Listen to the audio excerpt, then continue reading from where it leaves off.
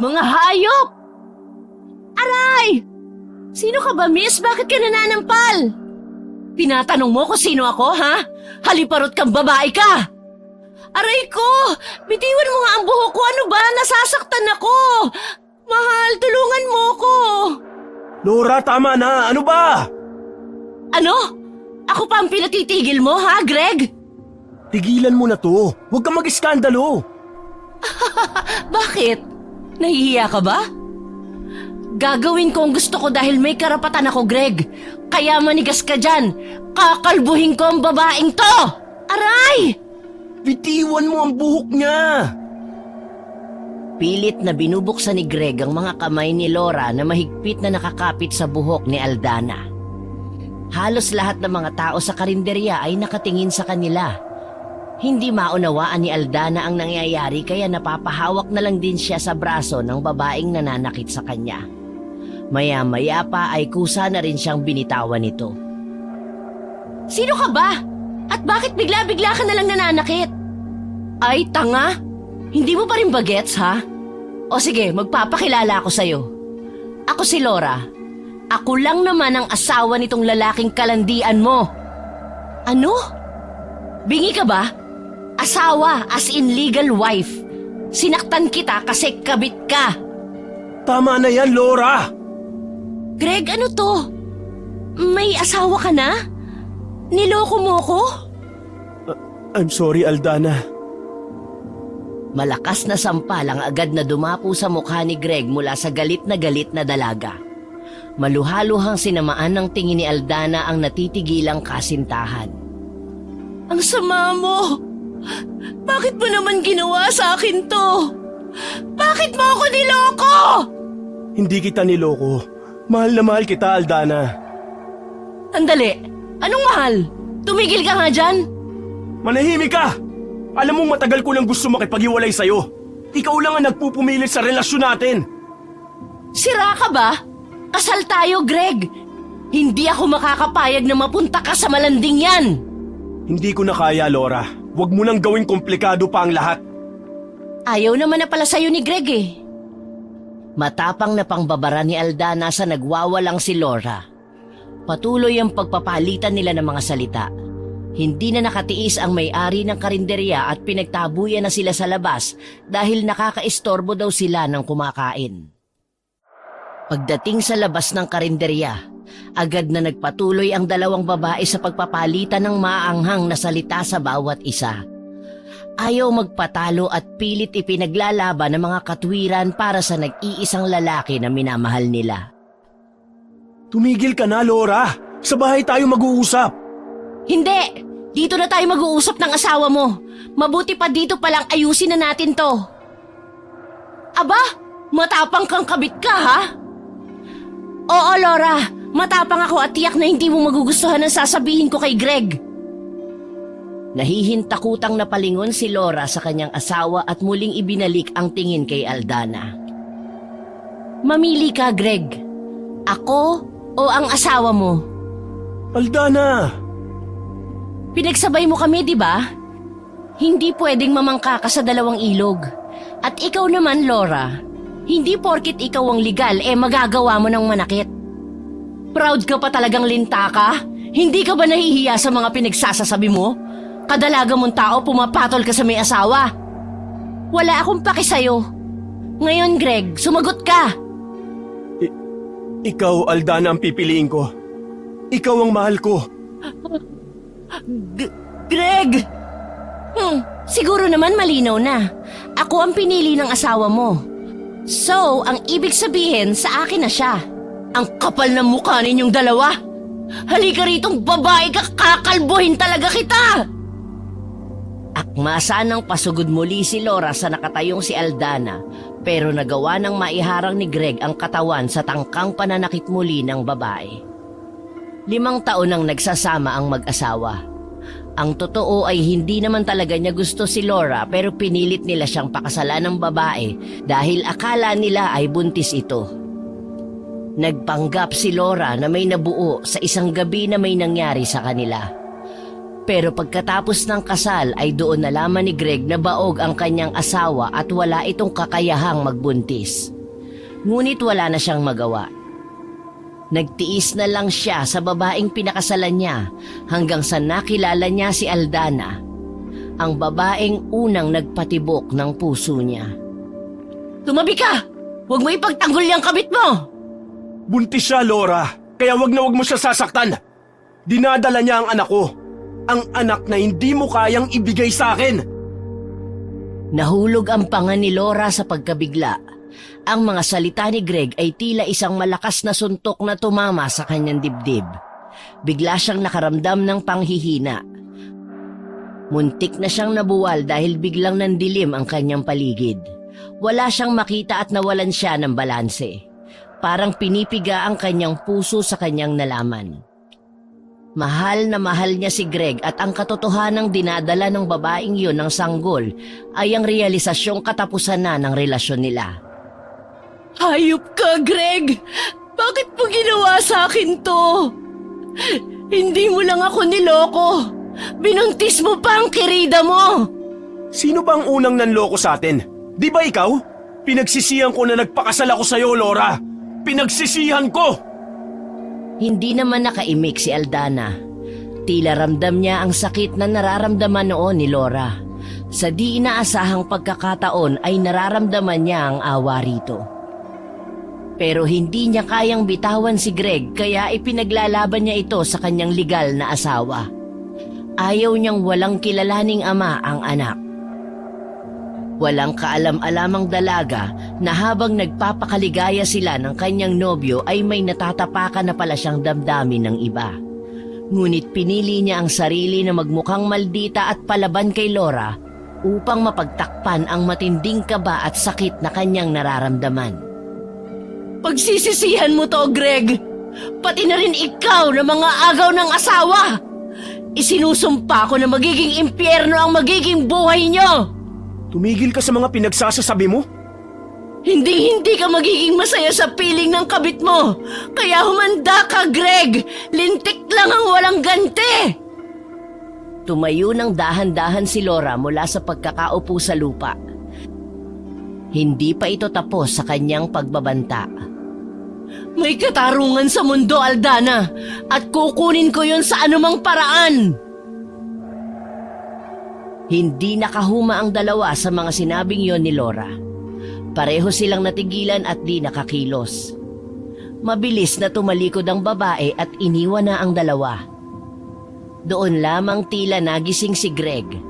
Napahawak siya sa bewang ng nobya habang tinatanaw ang papalayong asawa. Si Aldana naman ay nakaramdam ng matinding takot sa kakaibang himig ni Laura. Ang tunog ng mga salitang binitiwan nito ay parang isang masamang bangungot na magdadala sa kanya ng isang kapahamakan. Mag-usap tayo, Aldana. Oo, kailangan nating mag-usap. Pero hindi dito. Gusto ko yun tayo lang, Greg. Inaya ni Greg si Aldana at upang makapag-usap sila ng masinsinan, ay dinala niya ang babae sa isang motel.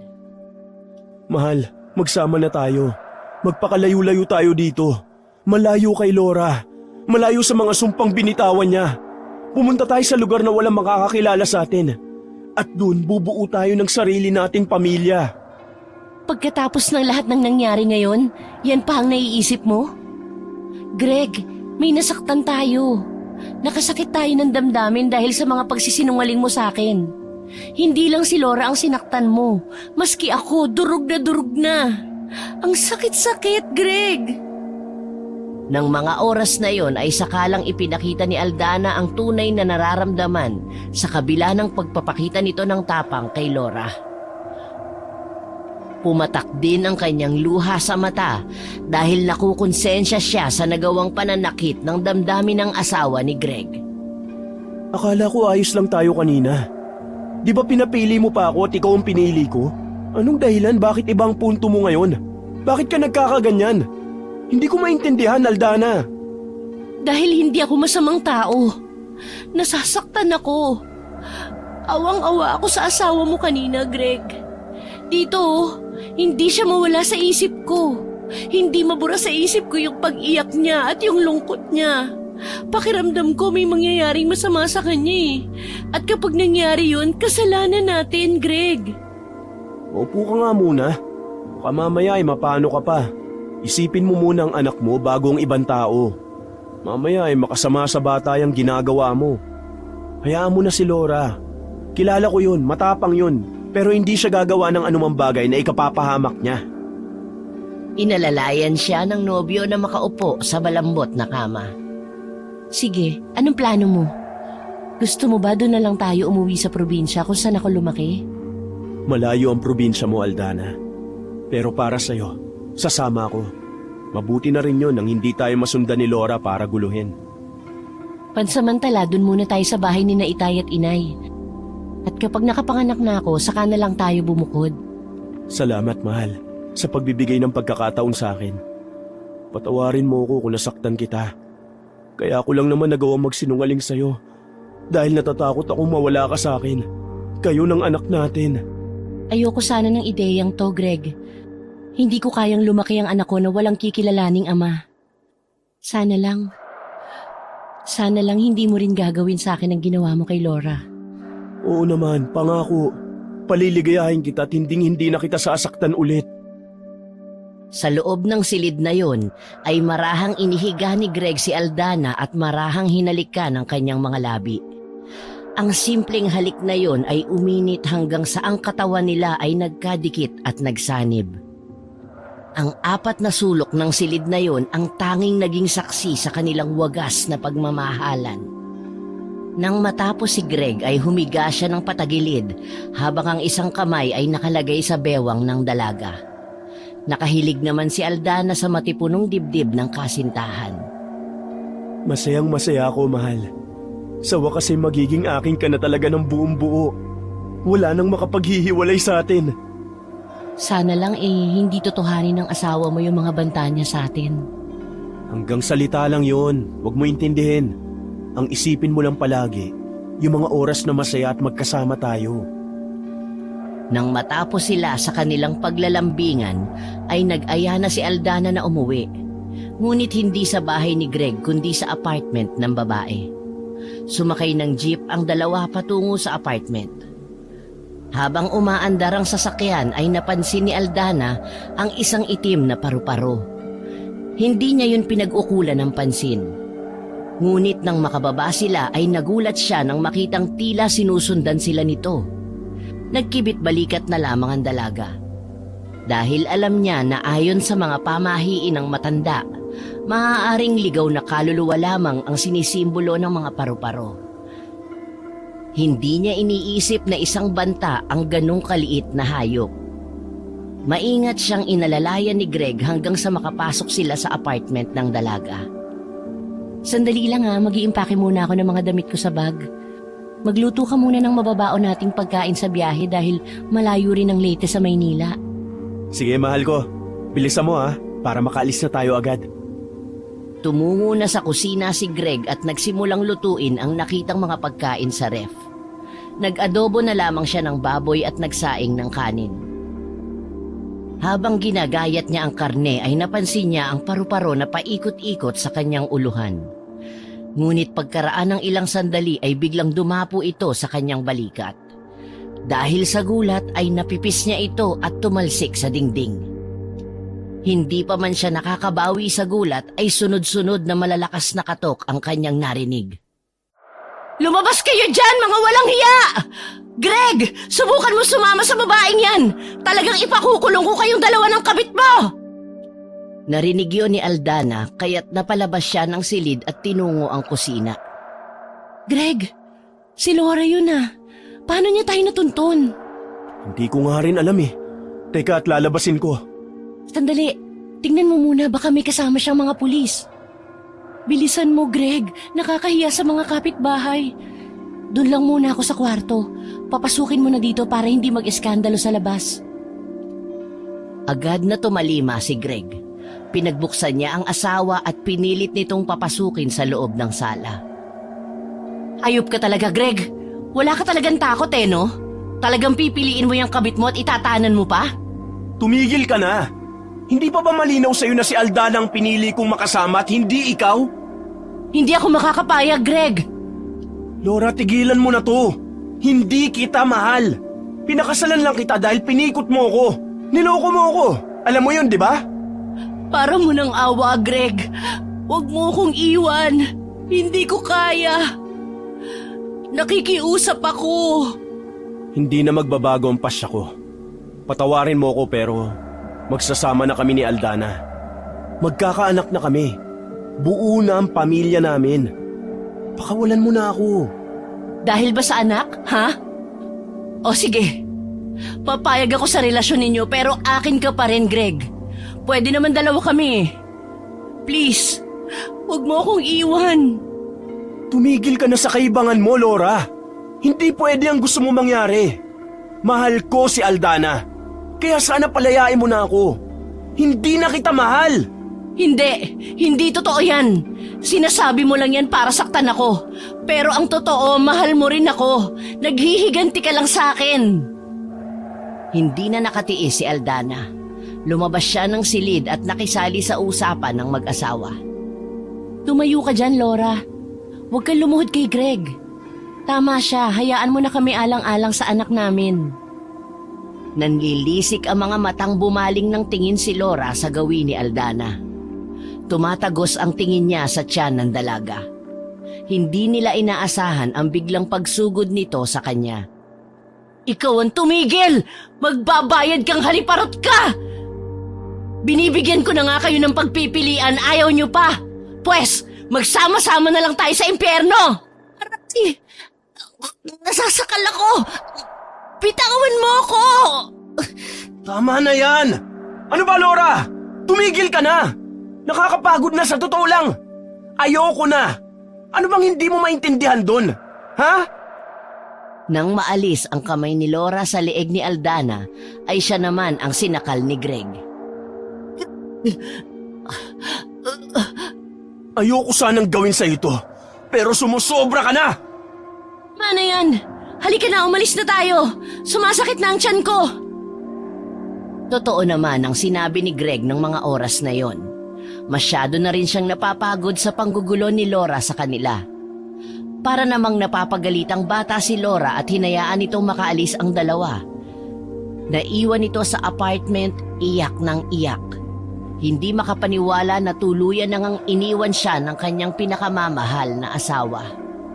Samantala, habang bumabiyahe ang dalawa ay napansin ni Greg ang pananahimik ni Aldana at ang mayat-maya nitong pagbubuntong hininga. Kanina ko pa napapansin na panay ang buntong hininga mo. Dahil ba sa nangyari kanina? O masakit pa rin ang tiyan mo? Hindi ko mapaniwalaan ang mga nangyayari ngayon, Greg. Sa isang iglap na bago ang tingin ko sa sarili ko. Pakiramdam ko, ang sama-sama kong babae. Sana, hindi mo na lang ako binuntis para wala kang pananagutan sa akin. Shh, tama na. Ano ba? Nandito na tayo sa sitwasyong ito, Aldana. Wala nang atrasan. Piliin na lang natin na maging masaya. Hindi pa alam ng mga magulang ko ang tungkol sa atin. Alam kong magugulat sila na mag-uuwi ako ng lalaki doon, tapos buntis pa ako. Hindi ko alam kung anong iisipin at magiging reaksyon nila. Natatakot ako.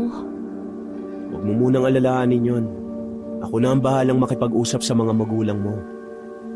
Ay, bakit ba kasi ang komplikado ng buhay? Ayoko ng ganito pero wala akong choice. Oh, hayang ka na naman sa pagbubuntong hininga mo. Nasa sayo naman kung pipiliin mo maging malungkot o masaya eh. Ako nang bahala. Huwag ka nang isip ng isip, okay? Hindi na nagsalita pa si Aldana at sumandal na lang siya sa malapad na dibdib ni Greg.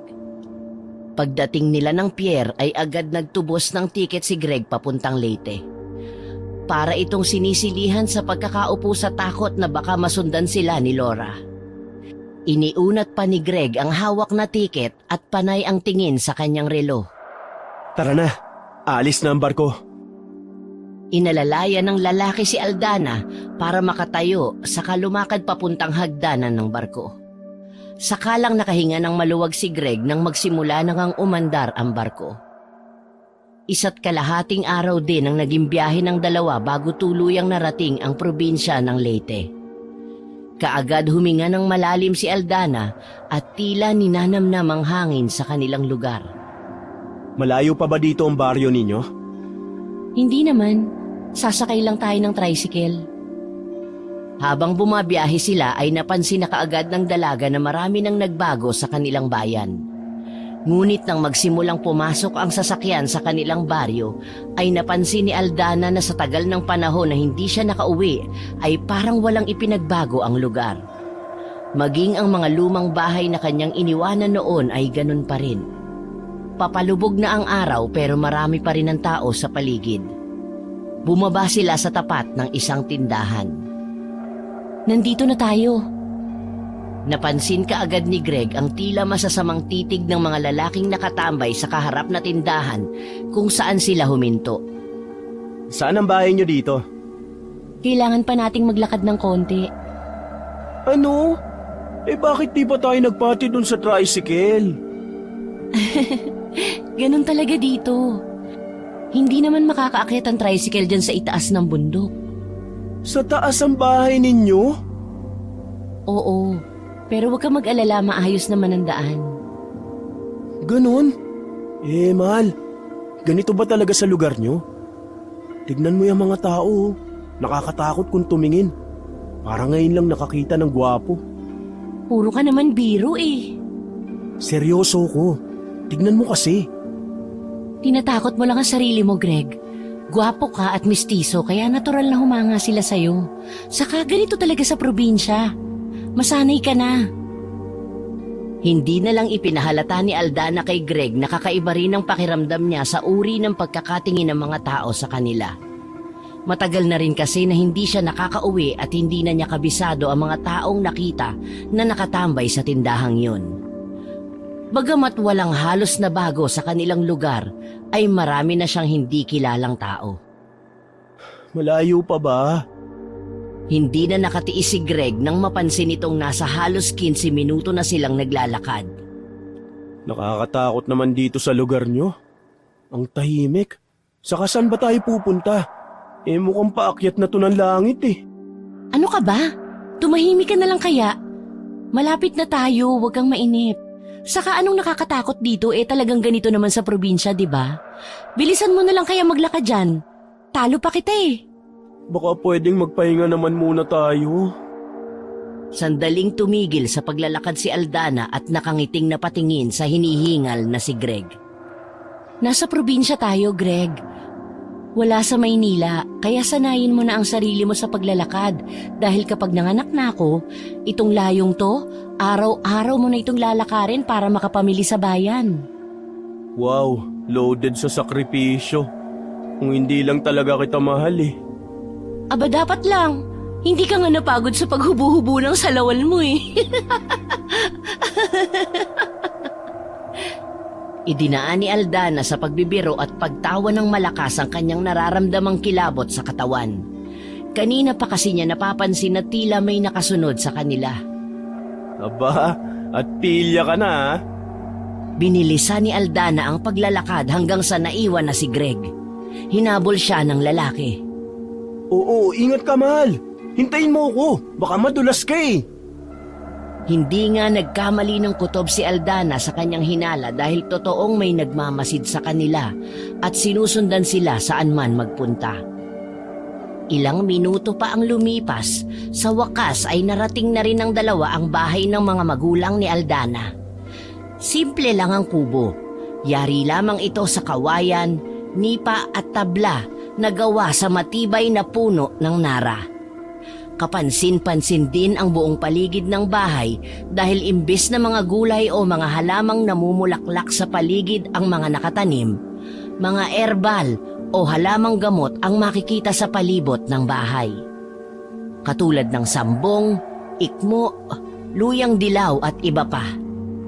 Makahulugan namang napatingin si Greg sa gawin ni Aldana. Nakakunot ang noo at nagtatanong ang mga mata. Parehong albularyo ang mga magulang ko. Si inay ang tagagawa ng mga sangkap sa gamot at ang itay naman ang tagasuri sa mga may sakit. Siya rin ang nagsasabi kung kulam, barang o naaaswang ang isang pasyente nila. Marami pa pala akong hindi alam sa pagkatao mo, Aldana. Huwag kang mag-alala, mabubuting tao ang mga magulang ko. Masayang hinila ni Aldana si Greg. Diretso sila sa loob hanggang sa sala. At tama nga si Aldana. May 2 taong nakaupo sa harap ng mag-asawa. Abala ang mga ito sa pagsusuri sa pasyenteng lalaki. Bukod sa payat na ito ay kapansin-pansin ang maraming sugat nito sa balat. Habang ginagamot ni Aling Rosa ang mga sugat sa pamamagitan ng pagtatapal ng dahong Maria, ay abala naman ang ama ni Aldana na si Mang Brando sa pagsusuri sa pulso ng lalaki. Nanatili itong nakapikit na parang inaalam nito ang tunay na dahilan ng pagkakasakit ng pasyente. Hindi pa rin napapansin ng mag-asawa ang presensya ni na Aldana at Greg. Ang isang matandang babae na kasama ng lalaking may sakit ang nakapansin sa dalawa. Sinabi nito kay Aling Rosa na may dumating ngang bisita ang mag-asawa. Aba, Brando! Tingnan mo kung sino ang dumating! Sakalang nagmulat ng mata si Mang Brando at seryosong napatingin sa inginunguso ng asawa. Kaya napagawi ang tingin nito sa 2 taong nakatayo sa may pinto ng sala. Nakilala niya ang babae pero agad na dumako ang tingin niya sa magkahawak na kamay ng dalawa. Seryosong tumayo si Mang Brando at hindi sila agad pinansin. Tinapos muna nito ang kanyang gawain sa kanyang pasyente bago hinarap ang dalawa. Himala, Aldana. Mabuti at umuwi ka pa. Opo, Itay. Magandang hapon po. Siya nga po pala si Greg. Magandang hapon po. Anong meron, Aldana? Nagpalipat-lipat ang tingin ni Greg sa ama, ina at kay Aldana. Para bang pilit nitong sinusuri ang pakikitungo ng mga magulang sa kanyang kasintahan. Naramdaman niyang tila malamig at walang paglalambing. Ni wala siyang nakitang kasabikan sa mukha ng mga ito. Blanko ang kanilang ekspresyon na nakatingin ng diretso sa kanilang anak. Umuwi po ako kasi gusto ko pong ipakilala sa inyo ang nobyo ko. Mabilis ang pintig ng pulsuan mo sa iyong leeg, Aldana. Puntis ka, tama ba? Itay! Doon nagsimulang tumulo ang luha ng dalaga. Lalo na nang mapansin niya ang mata ng kanyang ama. May bahid yun ng labis na lungkot at pagkadismaya. Hindi ko inaasahan na malalagay ka sa ganitong sitwasyon, anak. Alam mong hindi ka naman namin pinaghigpitan ng nanay mo. Hinayaan ka lang namin lumipad mag-isa kung saan mo gustong pumunta. Hindi ko lang talaga inaasahan na mangyayari sa iyo ang ganitong bagay. Anong plano ninyong dalawa?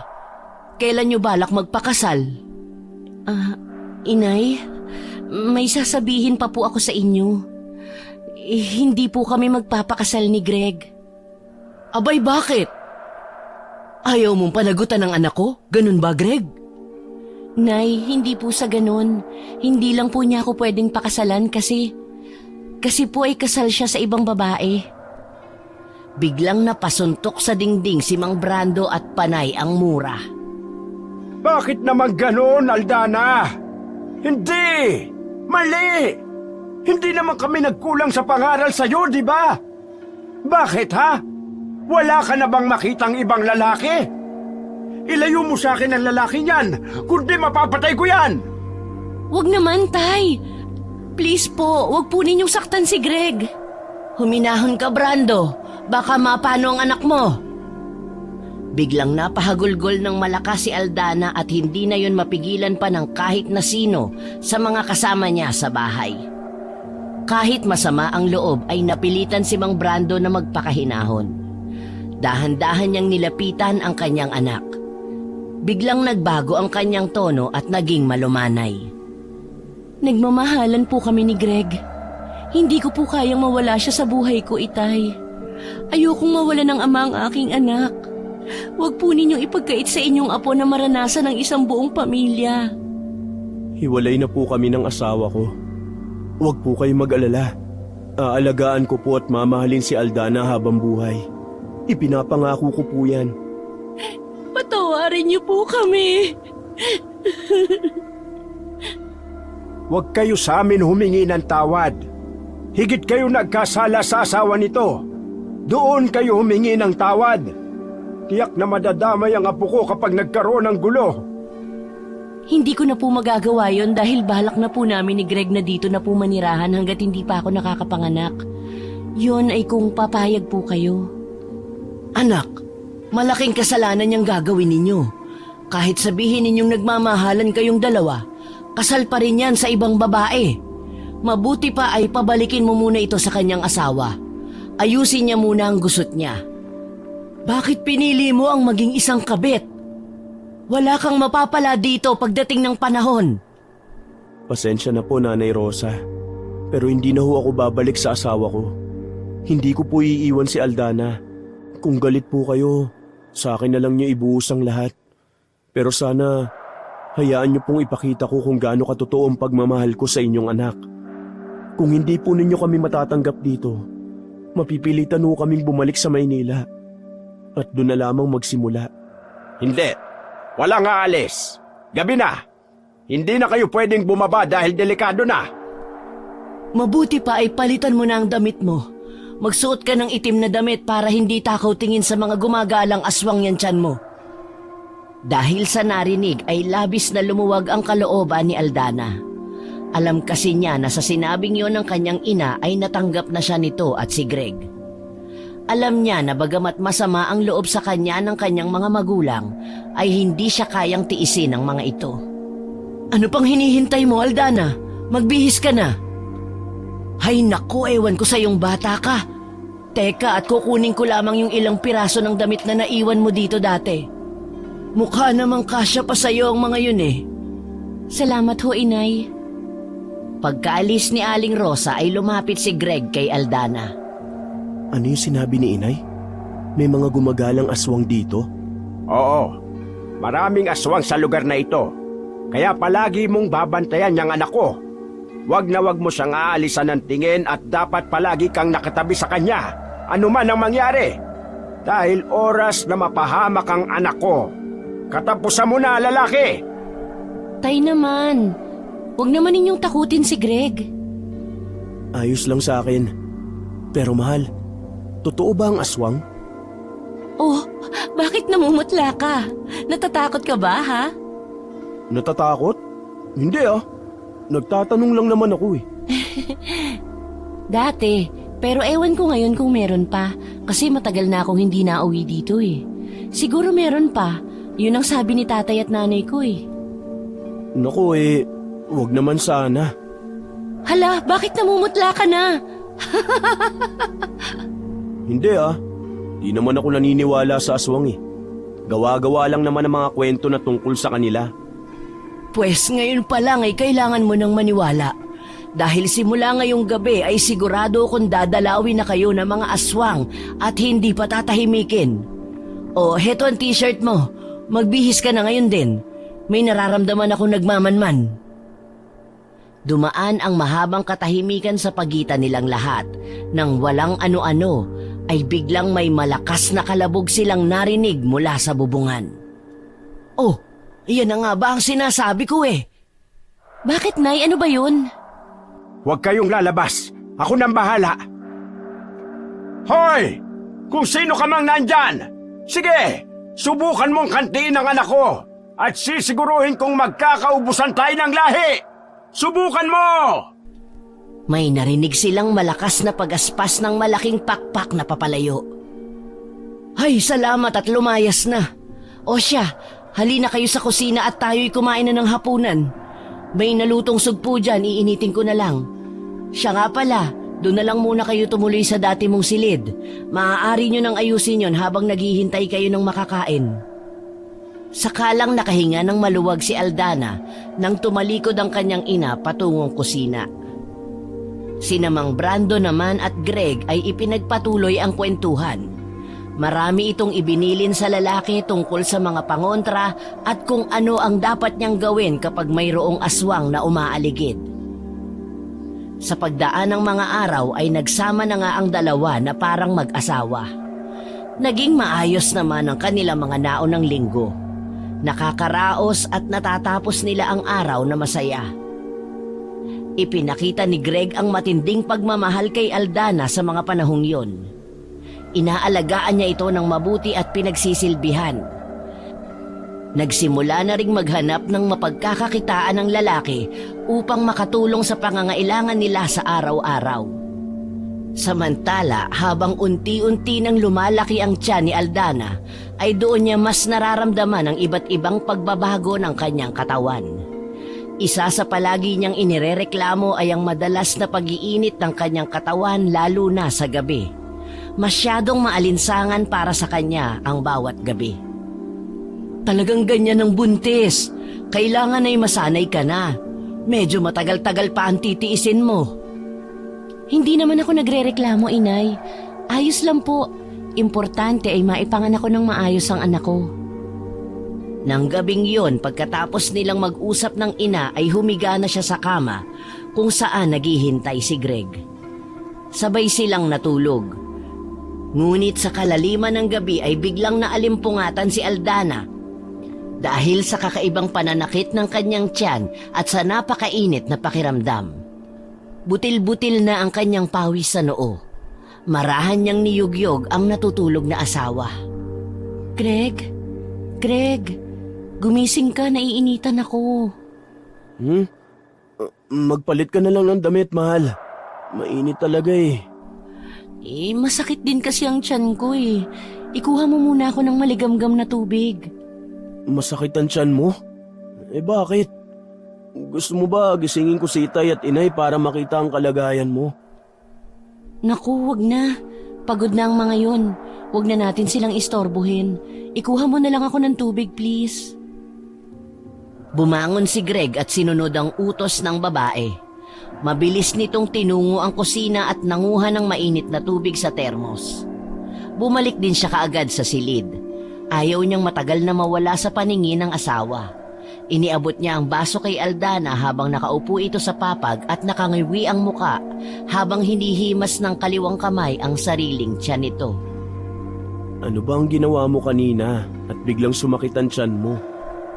Wala naman. Dito lang ako sa bahay kanina kasama ang nanay.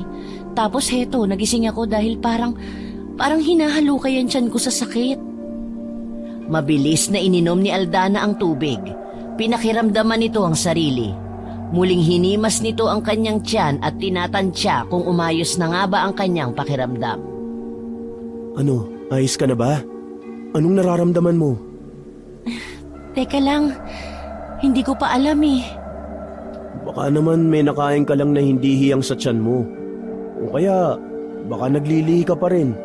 Alam mo kasi may mga kilala ako na nakapagkwento sa akin dati na hanggang 5 buwan naglilihi pa rin. Hindi, Greg. Imposible na pagkain ang naging sanhi ng pananakit ng tiyan ko. Medyo dito kasi sa puso nang gagaling yung sakit eh. Pakiramdaman mong mabuti, baka mamaya kailangan na natin ng tulong ni nanay at tatay. Mahirap na, baka naman mapano ang anak natin yan. Aray! Sige, gisingin mo na. Sumasakit na ulit yung tiyan ko. Aray! Mabilis namang tumalima si Greg sa asawa. Tinakbo ang silid ng mag-asawa at malakas na kinatok ang pinto. Samantala, habang nagsisikap na gisingin ni Greg ang mga magulang ni Aldana, ay lalo namang nakaramdam siya ng pananakit. Napatingin siya sa itaas. Habang namimilipit ang kanyang tiyan ay napansin niyang tila may kaunting liwanag na tumatagos sa kanilang bubong. Doon niya nalamang butas na yon at nakatapat sa kanilang higaan. Dahil sa nakita ay bigla siyang napatayo at lumayo sa butas na yon. Siya namang pagdating ng kanyang mga magulang at ni Greg. Anong nangyayari sa'yo? Patingin nga ng kamay mo. Ibinigay naman ni Aldana ang kanang kamay para mapulsuhan. Pumikit si Mang Brando. Ilang saglit lang ay mabilis nitong iminulat ang kanyang mga mata at tumingin sa nakabantay na si Greg at Aling Rosa. Ano, Brando? Anong nakita mo? Greg, nasusunod mo ba lahat yung mga bilin ko sa'yo? Sigurado ka bang gabi-gabi nagsasaboy ka ng asin sa bubungan? Opo, itay. Wala po akong kinalimutan sa mga inutos niyo sa akin.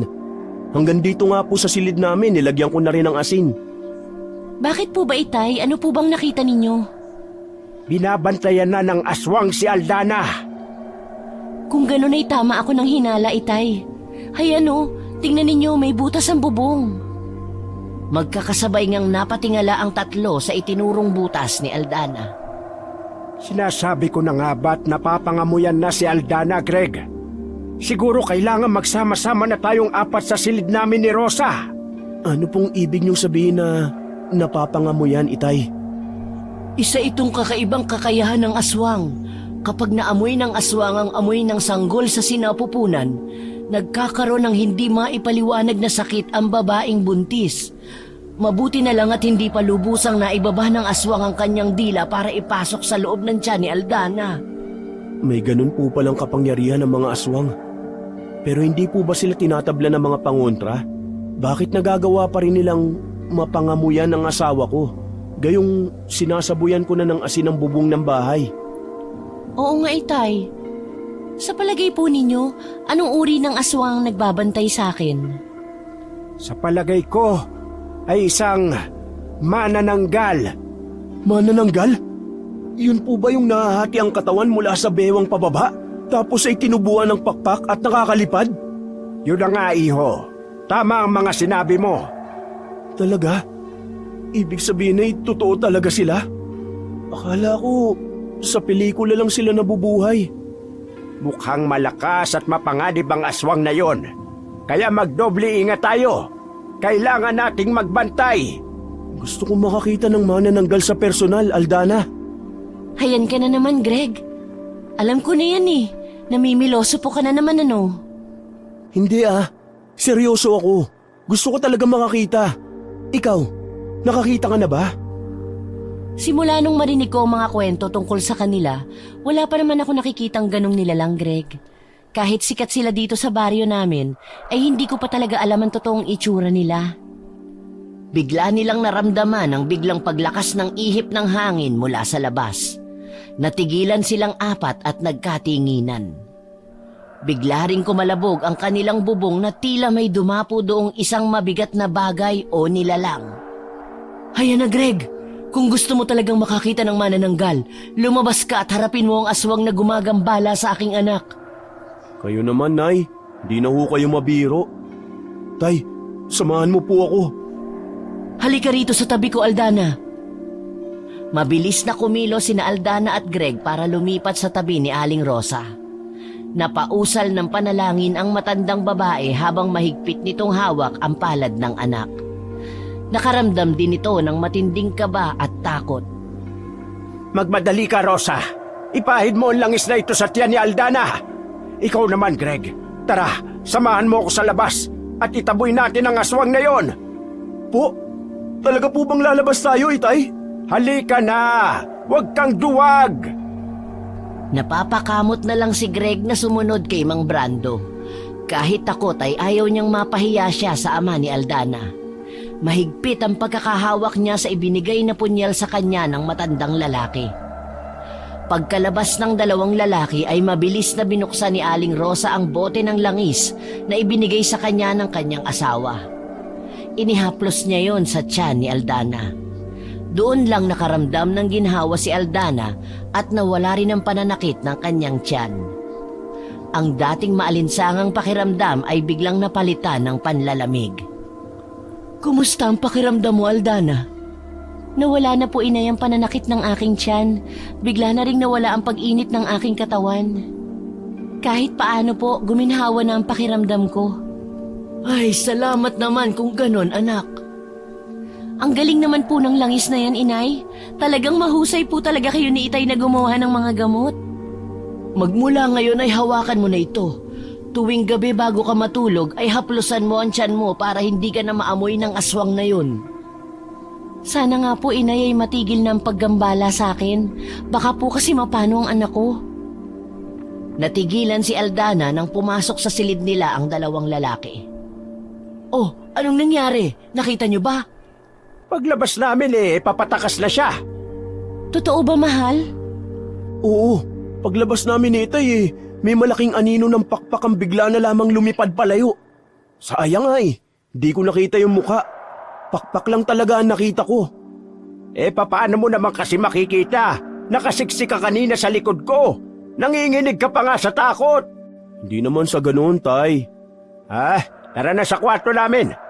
Mula ngayon, habang nasa sinapupunan mo pa lamang ang anak mo, ay doon na tayo matulog lahat.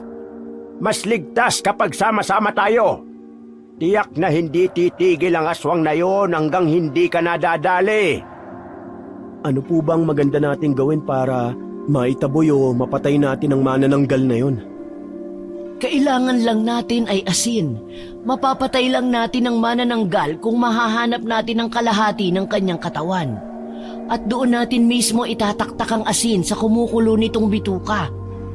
At kapag nagawa natin yon bago sumapit ang umaga, ang sikat mismo ng araw ang papatay sa kanila. Paano naman, Inay, kung walang araw at makulimlim ang umaga? Mamamatay pa rin sila dahil hindi na magdurugtong ang kanilang katawan. Dahil sa oras na malagyan mo na ng asin ang kalahati ng kanilang katawan, masusunog ito at mamamatay. Yun lang po ba? Meron pa. Mamamatay sila sa saksak ng matulis na kawayan. Ganun po ba? Ngayon na lang muli nagkaroon ng balita sa pag-atake ng manananggal. Malakas ang kutob kong bagong dating o dayo lang ito sa ating lugar. Sandaling napaisip si Aldana sa sinabing yon ng kanyang ama. Bigla rin kasing pumasok sa isip niya ang mga salitang binitiwan sa kanila ni Laura. Habang nagkakatotoo na ang isinumpang pagbabanta ng dating asawa ni Greg na hinding-hindi sila magiging masaya.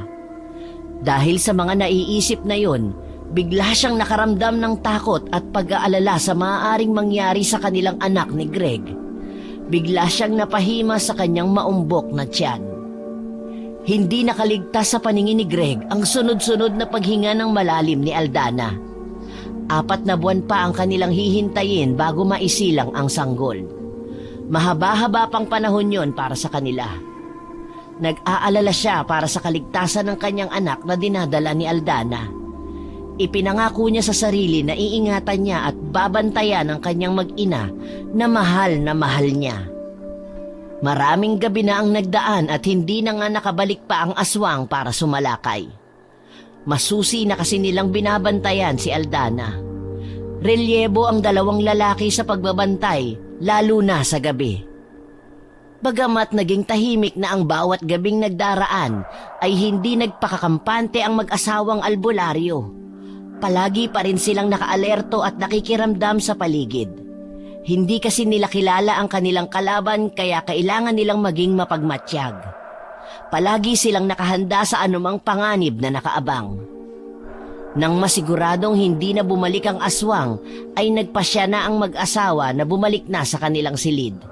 Tinakpan na rin ni Greg ang butas sa bubong.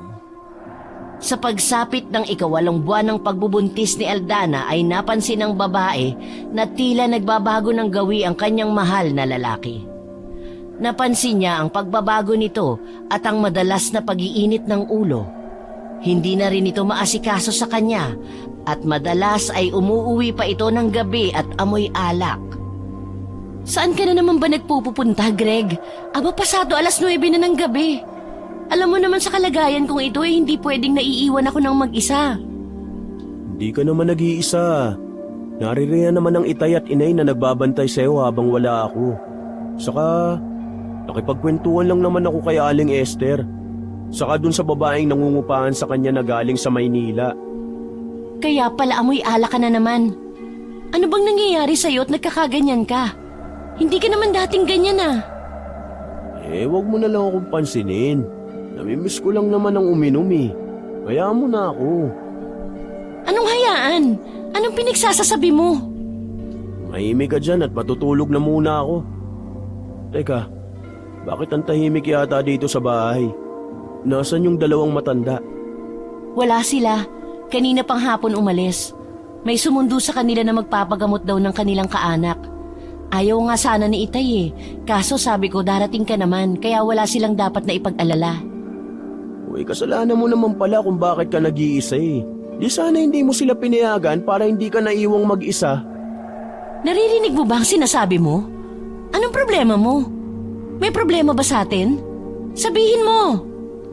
Aba, nakakasawa ka na rin ha? Wala ka ng pinagkaiba sa dati kong asawa na bungangera. Ay, napakamalas ko talaga sa asawa. Nagulat si Aldana sa sinabing yon ni Greg. Hindi niya matanggap na itinulad na siya nito kay Laura. Parang isang malakas na sampal yon sa kanya. Dahil doon ay labis siyang nag-alala. Nahiga na siya nang makitang pumikit na ang kanyang asawa at nakatagilid ito patalikod sa kanya. Parang gumuho ang lahat ng mga pangarap niya ng mga oras na yun. Napaiyak siya ng tahimik. Ilang sandali pa ay narinig niyang bumukas ang pinto sa sala. Kasunod niyon ay ang boses ng kanyang itay at inay. Lumabas siya ng kwarto at sinalubong ang dalawa. Oh, gising ka pa. Yung asawa mo nandyan na ba? Opo, inay. Kanina pa po siya dumating, nakatulog na nga po eh. Mabuti naman kung ganon. Itong tatay mo hindi mapakali na iwan kang mag-isa dito sa bahay. Ipinipilit nga sa akin na parang nakita daw niya ang asawa mo na nakikipag-inuman sa tindahan ni Aling Esther. Sabi ko naman baka namamalikmata lang siya. Hindi po nakipag-inuman si Greg. Maaga po siyang umuwi, inay. Sabi ko naman sa'yo hindi si Greg yung nakita mo. Baka kamukha lang. Naku baka gano'n na nga. Teka, sisilipin ko nga kung talagang naroon na sa silid si Greg. Ayan oh, hindi mo ba nakikita? Masarap na ang tulog. Madali lang magsinungaling talaga, Aldana, no? Kaya lang nakalimutan mo na umaalingasaw ang amoy ng alak sa kwarto ninyo. Anak, pinagtatakpan mo si Greg sa amin? Umamin ka nga. May problema ba kayo ni Greg? Wala po, inay. Wala po kaming problema. Aba mali! Dapat hindi siya magiinom ng alak. Malapit ka na mga anak. Saka napapansin ko, parang may nagbabago sa ugali ng asawa mo. Alam mo bang usap-usapan sa baryo na yung lalaki niyan nakikipagmabutihan sa dalagang umuupa doon kay Aling Esther? Bigla na lang bumundol ang kaba sa dibdib ni Aldana nang mabanggit ng kanyang ama ang dayong kababaryo. Hindi kaya ay may babae na si Greg at nag-iisip na rin itong humiwalay sa kanya? Iniisip pa lang niya na mawawala si Greg sa kanya para na siyang mawawala ng malay sa sobrang paninikip ng kanyang dibdib. Tumigil ka nga. Baka mamaya marinig ka ni Greg. Ano naman kung marinig niya? Hindi ko gusto yung ginagawa niya sa anak natin. Hayaan niyo po, inay, at pagsasabihan ko na lang po si Greg. Aba dapat lang. Dahil kapag nagpatuloy pa ang kanyang ginagawa sa inyo, mapapahama kayong mag-ina. Kaya pagsabihan mo. Ano ba? Ang iingay nyo naman, natutulog ang tao Panay ang salita nyo dyan. Respeto naman. Nagulat ang tatlo sa biglang pagbalikwas ng bango ni Greg sa kinahihigaan nito sa papag. At seryosong tinitigan niya ang mag-anak na nasa kanyang harapan. Alam ninyong may nagpapahinga na tao dito, panay pandaldal nyo. Gabi na matulog na kayo. Greg, ano ba? Huwag mo naman bastusin ang mga magulang ko. Ako ang binabastos nila. Akala ba ninyo bingi ako at hindi ko naririnig ang mga pinag-uusapan nyo tungkol sa akin? Aba talagang... Huwag na po, itay. Ako na ang bahalang kumausap kay Greg. Lasing lang po siya kaya nasasabi niya ang mga bagay na yun sa inyo. Mag-uusap kami bukas. Sabihin mo yan sa kanya. Bukas pa? Ngayon na, itay! Greg, ano ba? Mabilis na naglakad si Aldana papasok ng kanilang kwarto. Isinara nito ang pinto at hinarap ang nakaupo na noong si Greg. Nakatungo ito at pasuray-suray ang ulo. Ang kapal ng mukha mong sagot-sagutin sa harap ko ang tatay ko. Baka nakakalimutan mong nakikitira lang tayo rito, kaya umayos ka. Hindi mo ba talaga ititikom yung bibig mo, ha? Hindi na nakapagsalita pa si Aldana. Pinanood na lamang niya si Greg na muling nahiga at nakatulog ng mahimbing. Hindi siya makapaniwala na biglang magbabago ang samahan nilang dalawa. Nagsisimula ng maging emosyonal ang babae nang biglang natigil ito dahil sa biglang pagkalampag ng kanilang bubong. Malakas yun at parang gustong baklasin ng kung sino man ang nasa bubong. Niyugyug niya ang asawa ngunit hindi ito magising. Humihilik pa ito at walang pakialam sa nangyayari. Biglang natuklap ang bubong at gano'n na lang ang pagkatakot ni Aldana nang makita ang itsura ng manananggal. Tila itsura yon ng isang matandang babae na may mahaba at magulong buhok. Nanlilisik ang kanyang mga mata habang nakatuon ang tingin nito kay Aldana. Biglang bumukas ang pinto ng kanilang kwarto. Mabilis siyang nilapitan ng kanyang ina at ama. Halika na, bilis! Tara sa kabilang silid. Ay, Diyos ko, dalian mo! Si Greg po, inay! Anak naman ng pating, mukha bang may pakialam pa sa'yo ang walang hiya mong asawa? Tinapunan ng tingin ni Aldana ang kinaroroonan ni Greg. Kampante pa rin itong nakahiga at natutulog lang. Muli niyang tiningnan ng manananggal na nasa bubong, nakasilip. Agad na nagsaboy ng asin si Mang Brando sa itaas at umusal ng isang orasyon. Hindi pa rin natinag ang manananggal. Para itong nagwawala at nanggigigil na maabot si Aldana. Mabilis na kumilos si Mang Brando at inabot ang nakalagay na matulis na kawayan sa ilalim ng kama ng mag-asawa. Ibinato niya yon sa aswang na nasa bubong. Nasugatan ang manananggal. Muli ay mabilis itong tumakas papalayo. Biglang nakaramdam ng pananakit ng tiyan si Aldana. Naupo siya sa sahig at sakto rin ang pagbalikwas ng higa ni Greg. Doon lamang parang natauhan ng lalaki. Nagtataka itong nagpalipat-lipat ang tingin sa tatlo. Nilapitan niya ang asawa. Ano bang nangyari at ba't gising kayong lahat? Sumasakit ba ang tiyan mo? Manganganak ka na ba? Sinalakay tayo ng manananggal, Greg, at muntik na siyang makapasok dyan sa malaking butas ng ating bubong. Sinundan ni Greg ng tingin ang itinuturong bubong ng kanyang asawa. Nanlaki ang kanyang mga mata nang makitang sira na nga ang bubong nila. Teka lang, nalilito ko eh. Paano kung nakauwi dito? Wala ka bang maalala, Greg? Kitang-kita sa mukha ni Greg ang labis na pagkalito. Nagtaka naman si Aldana sa kakaibang ikinikilos ng kanyang asawa. Dahil walang matandaan ay si Aling Rosa na lamang ang nagkwento ng lahat ng nangyari. Ganon din ang tungkol sa pagsalakay ng aswang. Ginawa ko po talaga yun? Hindi ko maalala. Aldana, patawad kung may hindi ako magandang nasabi. Ganon din po sa inyo, itay, inay. Mabuti pa ay magpahinga ka na lang ulit, Greg. Doon na kayo ulit sa kwarto namin. Kami na lang dito sa sala ng inyong tatay. Sige na, Greg. Sumunod ka na kay nanay. Bukas pag-usapan natin to, Aldana. Pagkaalis ni Greg ay masinsinang kinausap ni Mang Brando ang kanyang mag-ina. Natitiyak kong may hindi magandang nangyayari sa asawa mo, Aldana. Bantayan mo siya at maging alisto sa kakaibang ikinikilos niya. Hindi ko po kayo maintindihan, itay. May gustong kumuha sa asawa mo. Sa palagay ko ay nagayuma siya, kaya ganyan na parang palaging nawawala sa sarili. Ha? Ano pong gagawin natin? Kailangan nating makilalang ng gagayuma sa asawa mo. Pero, paano ko naman magagawa yun, itay? Susundan lang natin siya kung saan palagi nagpupunta. Sasamahan kita, anak. Kaya huwag ka mag-alala. Akong bahala. Kinabukasan, pagkagising ni Aldana ay wala na sa tabi niya si Greg. Paglabas niya ng silid ay nakita niya ang ina na umiinom ng salabat. Asan po si Greg? Hindi ko alam. Pero sinundan na siya ng tatay mo kaninang umalis. Kinakabahan po ako, inay. Paano kung totoong sinasabi ni itay na ginagayuma ang asawa ko? Paano kung bigla na lang akong iwan ni Greg? Tulad ng ginawa niya sa dati niyang asawa. Hindi ko po kakayanin. Kailangan mong maging matatag. Dapat handa ka sa anumang mga mangyayari, maganda man o hindi. Nang araw na yon ay hindi mapakali sa bahay si Aldana. Hindi mawala sa isipan niya ang malaking pagbabago sa pagsasama nilang mag-asawa. Parati na siyang balisa at natatakot. Idagdag pa ang panganib na banta ng manananggal na madalas ay nagkukutkot sa kanilang bubungan. Sumapit ang gabi ay hindi pa nakabalik ang sino man sa dalawang lalaki ng kanilang pamilya. Labis na nag-aalala si Aling Rosa at hindi siya mapakali.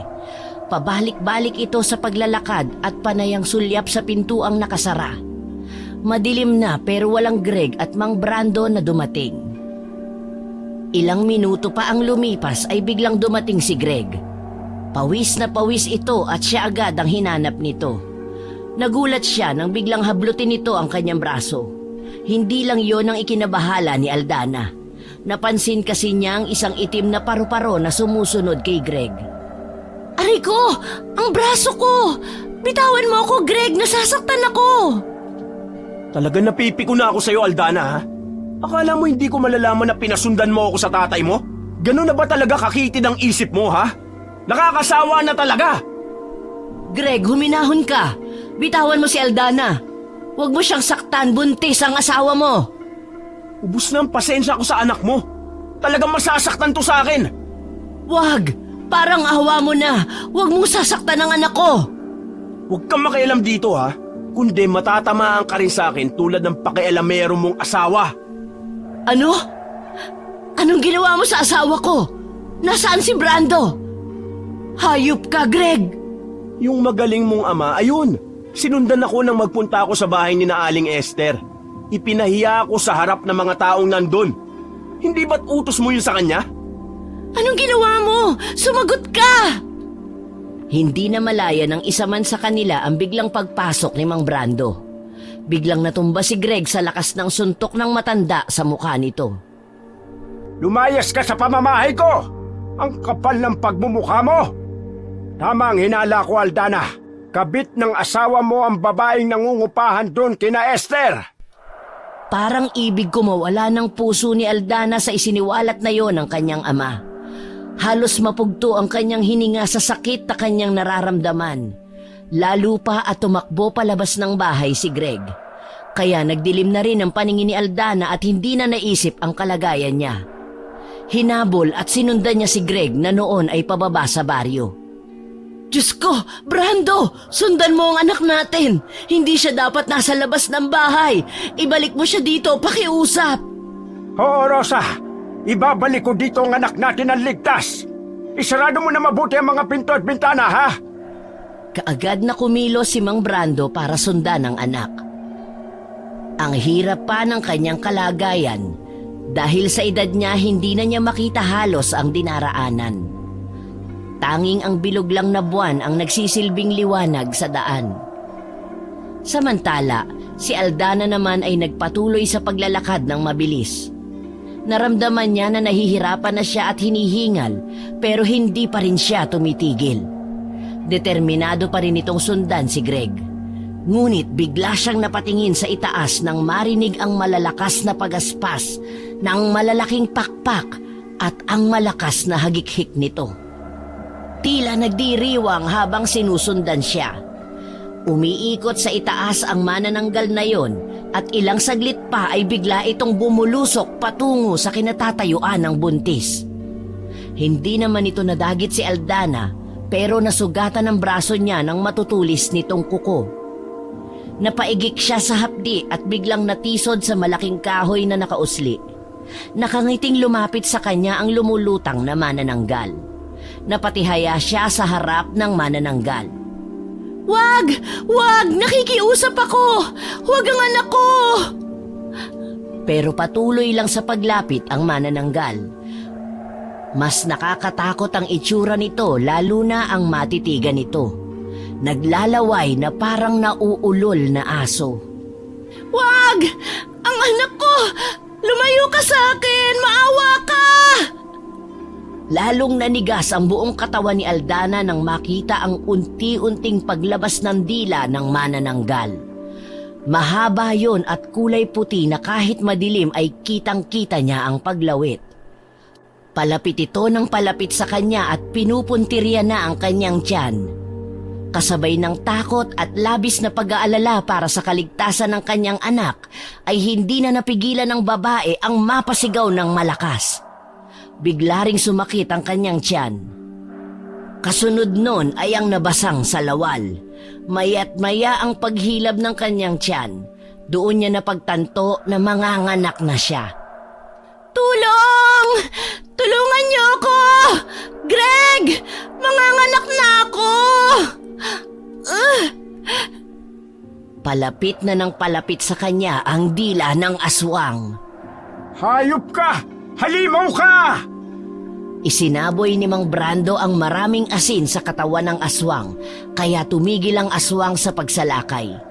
Mabilis na tinakbo ni Mang Brando ang kinaroroonan ng anak at gimbal na gimbal sa masaklap na sinapit ni Aldana. Itay! Ang anak ko! Ang anak namin ni Greg! Iligtas niyo siya, parang awa niyo na! Mabilis na kumilos si Mang Brando. Kaagad niyang nilapitan ng anak at kanyang sinaklolohan. Isinaboy niya sa paligid ng anak ang natitirang asin. Naghanda ang albularyo para sa pagpapaanak. Kailangan niyang gawin yon upang hindi mapahamak ang kanyang apo. Huminga ka na malalim, saka ka umire! Parang hindi ko kaya. Ang sakit! Sobrang masakit! Kaya mo yan, anak! Isipin mo ang anak mo! Sige na! Aray!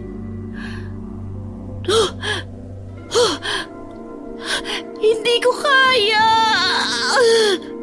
Ano ka ba? Huwag ka sumuko! Tutulungan kita basta sumunod ka lang sa mga sasabihin ko, ha?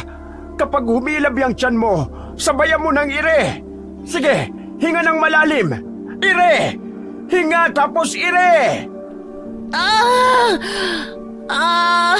Parang lalabas na! Sige, Aldana! Isang mahabang ire pa! Lalabas na ang anak mo!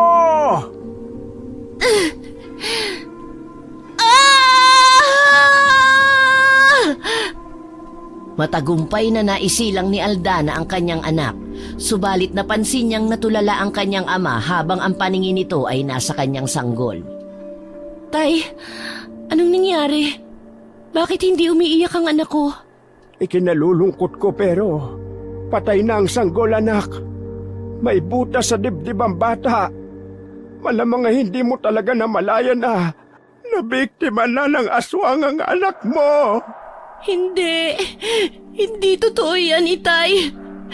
Nakikiusap ako, iligtas mo ang anak ko. Ipinatong ng kanyang ama ang sanggol sa kanyang tiyan at doon nakita niya na wala nang ang buhay ang kanyang anak. Halos hindi magawang tingnan ni Aldana ang sinapit ng sanggol. Masakit ang mamatayan ng anak, lalo na kung ang dahilan nun ay ang pagpatay ng aswang. Isang malakas na sigaw ng paghihinagpis ang narinig sa lugar na yon. Humagulgol ng iyak si Aldana at sumumpang siya mismo ang papatay sa manananggal na pumaslang sa kanyang anak. Tumakas ang manananggal at matagal na hindi nagpakita sa kanila. Mula nang mailibing ang sanggol ni Aldana ay tila nawala siya sa kanyang sarili. Palagi na itong nagkukulong sa kanyang silid, hindi kumakain at iyak ng iyak lalo na sa gabi. Awang-awa ang mag-asawa sa kanilang anak. Parang awa mo na, Aldana. Buksan mo ang pinto, mag-usap tayo. Kailangan mong kumain ng makabawi ka ng lakas. Gusto kong mapag-isa, Inay. Kailangan mong may makausap, anak. Huwag kang susuko. Lumaban ka. Pagbayarin mo ang manananggal na pumatay sa iyong anak. Pero paano kang lalaban sa kanya kung hindi ka naman kumakain? Karma ko to, Inay. Sa lahat ng nagawa ko. Ang sakit. Para akong mamamatay nang mawala sa akin ang aking anak. Puwersahan nang ang binuksan ni Aling Rosa ang pinto at umiiyak itong napayakap sa kanyang anak habang nakasubsob sa unan at umiiyak. Nang humarap ito sa ina ay mugtong-mugto ang kanyang mga mata. Namayat na rin siya at hindi maipagkakailang mayroon siyang matinding pinagdadaan ng hirap. Si Greg, Inay. Hindi pa ba siya umuwi? Hindi pa, anak.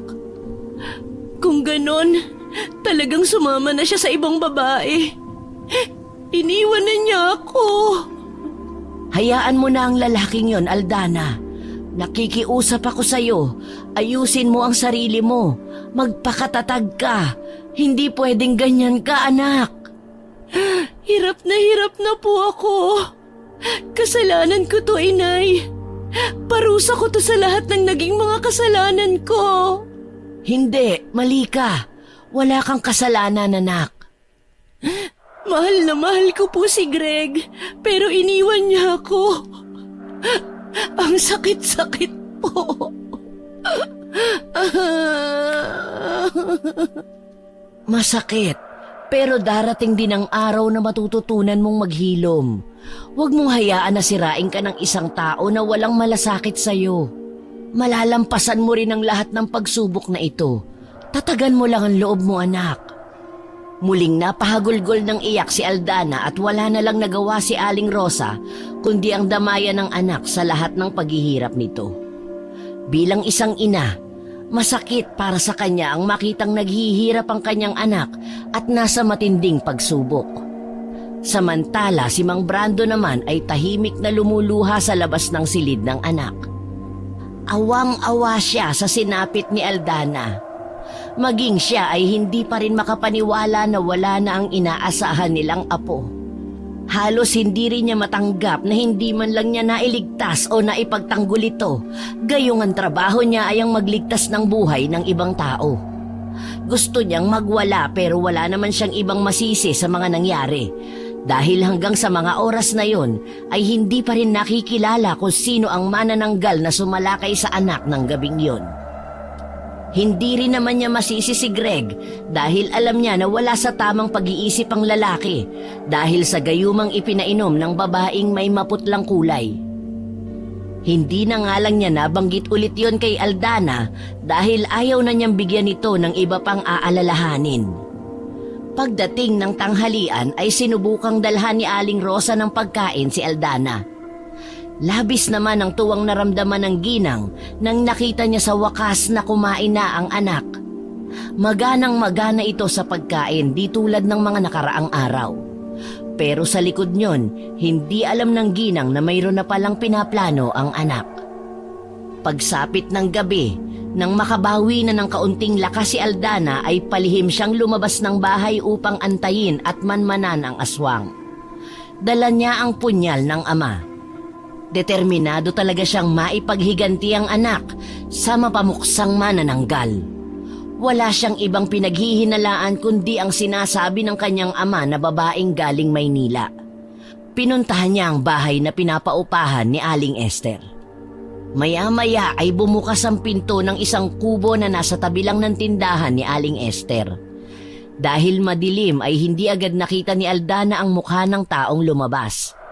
Ngunit sigurado siya na babae yon dahil sa suot nitong mahabang itim na palda.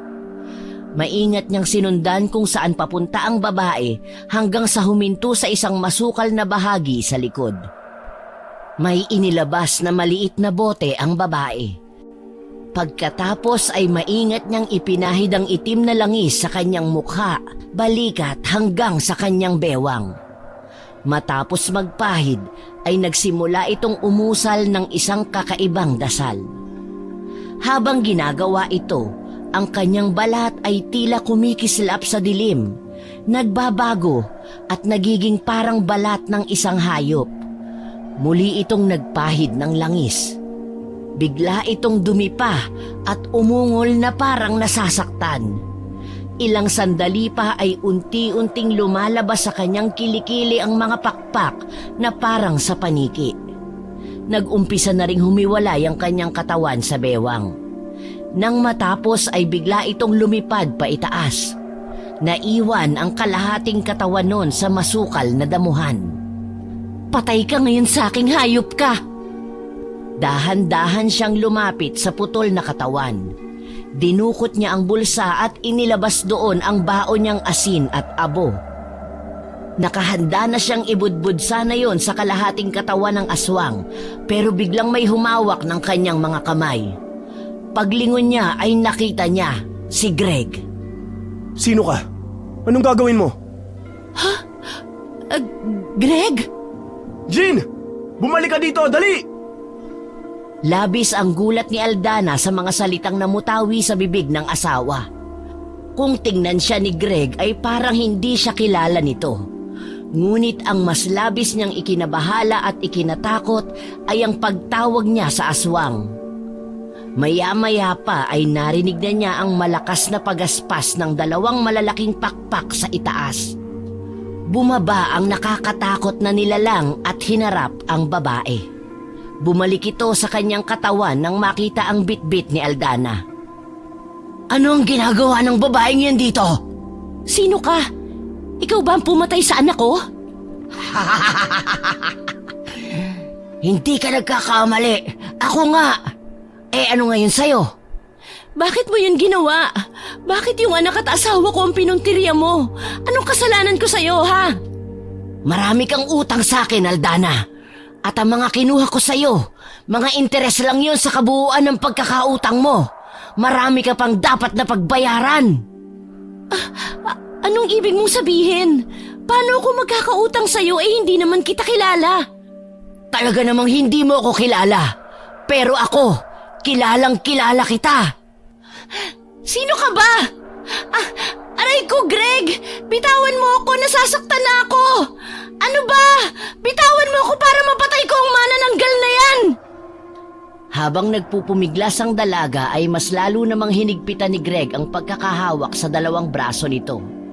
Habang nangyayari yon ay biglang natigilan si Aldana nang mapansin na mula sa kung saan ay may biglang lumitaw na itim at malaking paru-paro. Dumapo yon sa balikat ng manananggal. Pamilyar sa akin ang paru-paro na yan Unang beses ko nakita yan ay nung umuwi kami ng apartment. Anong ibig sabihin nito? Alaga yan ng tita Lora ko at kaya ko kayo nasundan ay dahil dito. Mahusay magmanman to Mahika, Aldana. Mahuhusay kami sa mahika kaya huwag ka nang magtaka. Hayop ka! Bakit ka nakikisali? At bakit hindi? Hindi nyo ba alam na hanggang ngayon ay hindi ko pa rin matanggap na wala na si Tita Lora ko? At yun ay dahil sa inyo. Pinatay mo siya, Aldana. Napakabait ni Tita Lora. Siya lang ang meron ako. Siya lang ang pamilya ko na sinuportahan ako sa lahat na parang isang magulang. Tapos ano? Kukwestiyonin mo ako kung bakit ako nakikisali? Patay na si Lora? Oo! Patay na ang Tita Lora ko at pagbabayaran mo yon hanggang sa huling patak ng dugo mo! Labis na nagngingit-ngit ang dalagang si Jean. Muli ay nagbago ito ng anyo at naging isang manananggal. Pinuntirian nitong kagatin at patayin si Aldana. Ngunit bago pa man niya yon magawa ay may naramdaman siyang isang malamig na bagay sa kanyang likuran. Kasunod nito ay napangiwi siya na tila nasasaktan. Halos sabay na napatingin si Aldana at Greg sa likod ng manananggal. Naroon si Mang Brando at hawak-hawak ang isang matulis na kawayan na ibinaon niya sa katawan ng aswang. Nang bitawan ni Mang Brando ang kawayan ay nalaglag sa lupa si Jean. Tila nawala ng silbi ang kanyang mga pakpak. Gumapang ito pero huminto rin. Ang matulis na kawayan ay nakabaon pa rin sa kanyang katawan at bawat galaw ay lalong lumalalim ang pagkakabaon. Bitiwan mo ang anak ko, Greg! Kundi ikaw ang isusunod ko! Agad na binitawan ng lalaki ang hawak na babae. Nilapitan si Jean at dinamayan ito sa kanyang paghihirap. Bakit niyo to ginawa sa mahal ko? Greg, makinig ka. Ginayuma ka lang ng babaeng yan. Hindi totoo yung sinasabi mo! Eto, inumin mo ang posyong ito para makalaya ka na sa panggagayuman ng aswang na yan! Nang ayaw itong inumin ni Greg ay nilapitan ito ng matanda. Pinilit niyang ipainom ito sa lalaki. Binantaan pa niya ito na papatayin ng tuluyan ng naghihingalong aswang kapag hindi siya sinunod. Inabot ng lalaki ang bote at ininom ang laman nun. Pagkatapos ay bigla itong nawala ng malay. Si Aldana naman ay nilapitan ang naghihingalong aswang. Patawad. Hindi ko ginusto ang nangyari kay Lora. At patawarin mo rin kami kung nasaktan ka din namin.